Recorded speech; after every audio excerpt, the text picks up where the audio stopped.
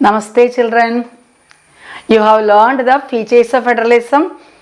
Now we are moving towards the historical context in which federation was formed. That is, according to the historical context, the exact balance of power between central government and state governments will vary. It means that in some federations, central government is enjoying more powers than the state governments. In some countries, all state governments are having equal powers.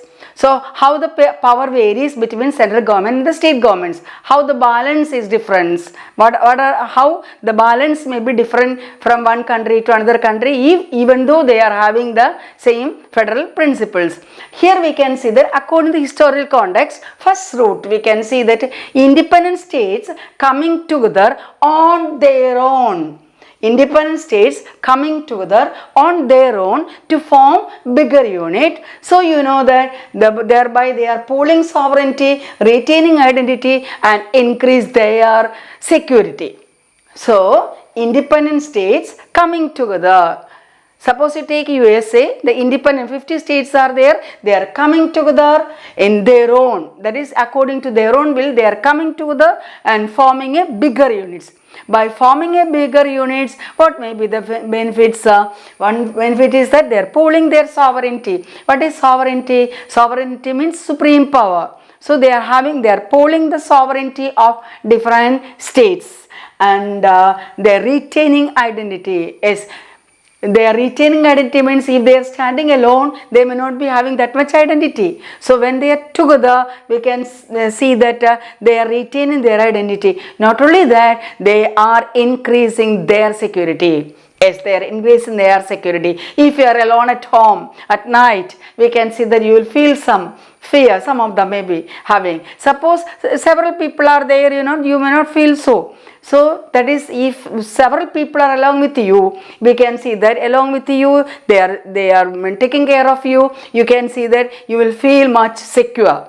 So that is why increase their security. So they are pooling sovereignty, retaining identity and increase their security. So example, USA, Switzerland and Australia.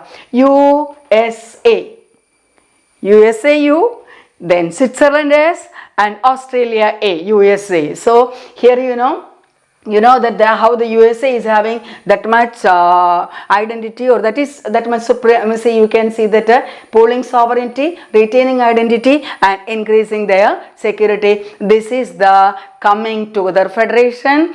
Yes, CBSE several times asked this question. They asked the examples also, like coming together and holding together federation. Then we can see that what about the second route? Regarding the second route, a large country. Here we can see that independent states. Here we can see independent states. In the first case, here you can see in the holding to the federation, holding to the federation, we can see a large country decides in holding to the federation, holding together. In the holding together federation, a large country decides to divide its power. A large country decides to divide its power. As we know that India, before independence, we had about 565 princely states we had, and they were together. And now a large country decides to divide its power between the constituent states and national government. So a large country decides to divide its power between the constituent states and national government. So that is how we can call it as holding together federation. So first one is coming together federation and second one is the holding together federation. Example is India, Spain and Belgium. You have already learned Belgium, regarding Belgian accommodation, or the difference between the Dutch speaking people and French speaking people, how they made an accommodation by forming different levels of government and different community government. You have learned.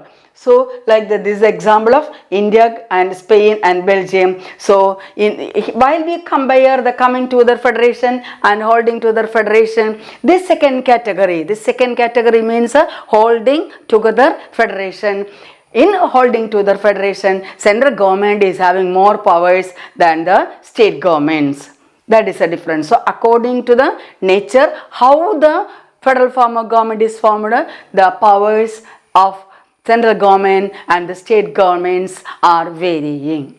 I hope you understood. What about the coming together federation and holding together federation? Coming together federation, but once more, what is it? Independent states coming together on their own.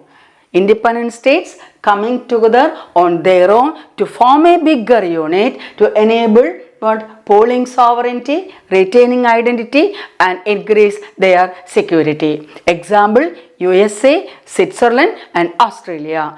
And the other one, the holding together federation, a large country decides to divide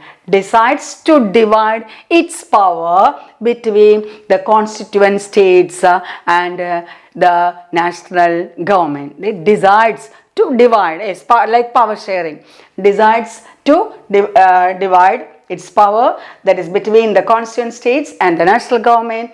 And example, India, Spain and Belgium.